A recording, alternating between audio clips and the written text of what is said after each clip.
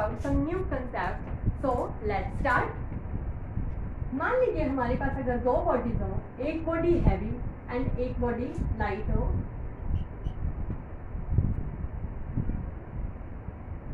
और अगर हम उसे सेम हाइट से थ्रू कराएं on the ground, so they will always reach in the same time on the ground. Is it satisfied? No.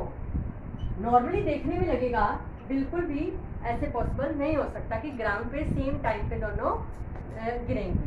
But एक scientist थे जिन्होंने इस चीज़ के बारे में एक एक्सपेरिमेंट किया था. उन साइंटिस्ट का नाम था गैलीलियो.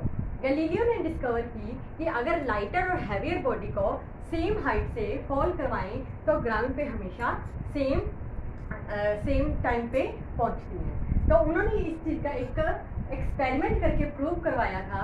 तो हमेशा ध्यान रखें कि अगर सेम हाइट हो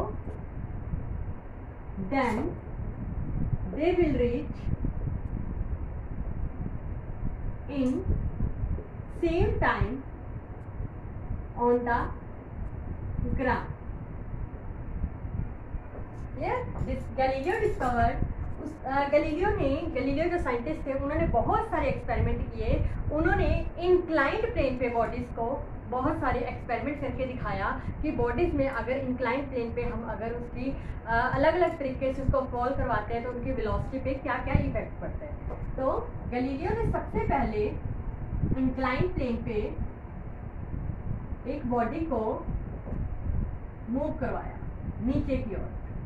When a body falls down on an inclined plane, then and discover that its velocity is always increased. But इसी inclined plane पे अगर एक बॉडी को ऊपर से नीचे के बजाय नीचे से ऊपर की तरफ हम पुश करेंगे, then the body has always lesser velocity. velocity हमेशा क्या करेगी, उसकी डिक्रीज करेगी. ये बट अगर यही हम एक ग्राउंड लेवल पे करें, प्लेन लेवल पे करें, that is frictionless. This is frictionless plane.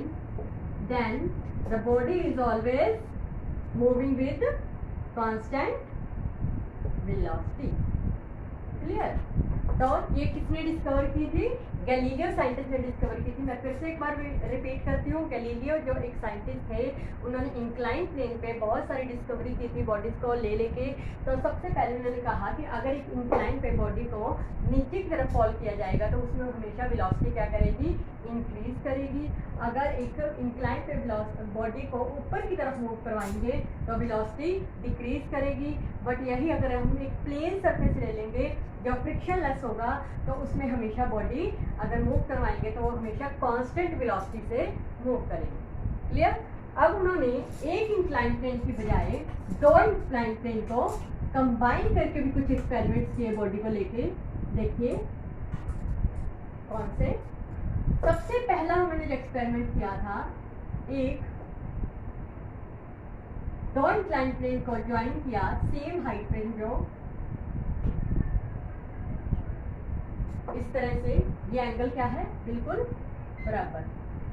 अगर ये एंगल बिल्कुल सेम है और अगर एक बॉडी यहाँ पे है, दूसरी बॉडी यहाँ पे है और दोनों बॉडीज को हम अगर फॉल करवाएं इंक्लाइन प्लेन पे, तो उन्होंने डिस्कवर किया कि जो बॉडी है हमेशा ही अगर सेम हाइट पे होगी तो both the bodies reach in the same time in same height.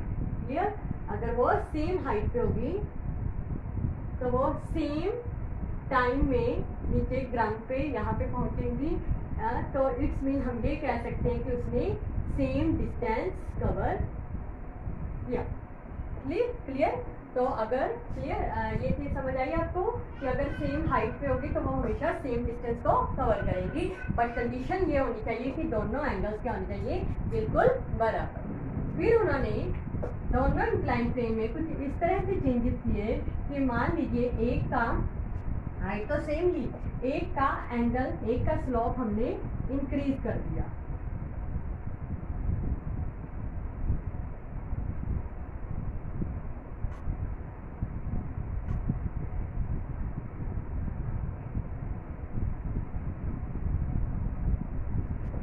इस तरह से हमने इसका एंगल इसके कंपैरेटिवली बढ़ा दिया।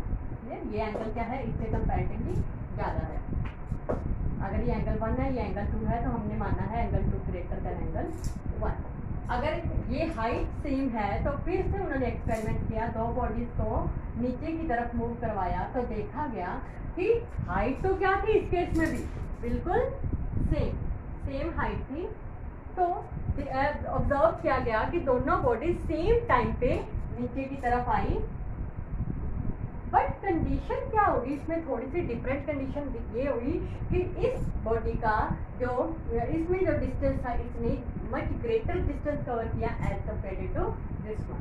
ये तो अगर एंगल ज़्यादा हो जाता है, स्लोप ज़्यादा हो जाता है, तो हमेशा क्या होता है, वो डिस्टेंस ज़्यादा कवर करेगी। Distance body B cover greater distance than body A।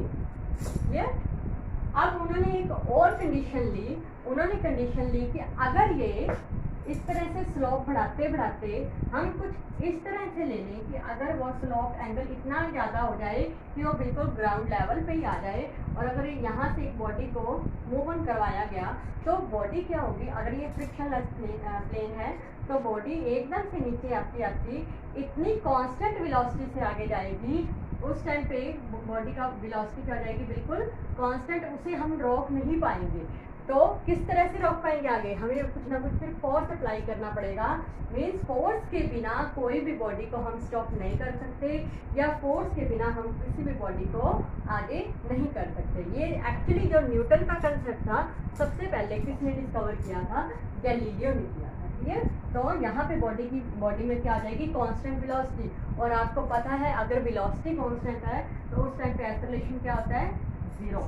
तो बॉडी की एक्सेलरेशन 0 है, वो अपनी ही खुद की स्पीड से आगे बढ़ती जाएगी, कब तक, जब तक हम उसके ऊपर फोर्स अप्लाई नहीं करेंगे। तो यहाँ से न्यूटन का जो फर्स्ट लॉ आया था, तो न्यूटन का फर्स्ट लॉ की जो डिस्कवरी की थी वो किसने की थी, गैलीलियो ने की थी। गैलीलियो ने क्या कहा था कि अगर एक बॉडी चलती जा रही है तो उसे कैसे हम रोक सकते हैं, आगे फोर्स उस पर लगाना ही पड़ेगा, नहीं तो वो बॉडी अपनी ही आगे पोजीशन लेती जाएगी। क्लियर।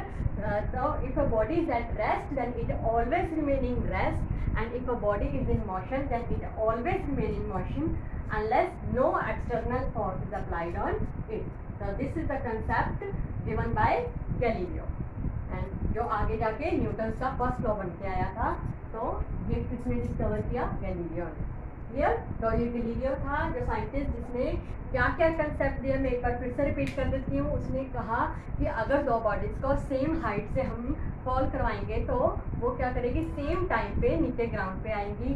फिर उन्होंने कुछ इंक्लाइन प्लेन लेके इंक्लाइन प्लेन लेके बॉडीज को मूव करवाया, तो देखा गया कि जैसे जैसे स्लोप बढ़ता जाता है वेलोसिटी इंक्रीज करती जाती है, और जैसे ही वो बिल्कुल ग्राउंड लेवल पे आ जाता है तो वेलोसिटी इतनी इंक्रीज हो जाती है, मीन वेलोसिटी उसमें कांस्टेंट वेलोसिटी हो जाएगी, एक्सेलरेशन 0 हो जाएगा, फिर हम फोर्स लगा के ही उसे स्टॉप करेंगे। Clear. This is all about the Galileo. I hope you like this video. Thanks.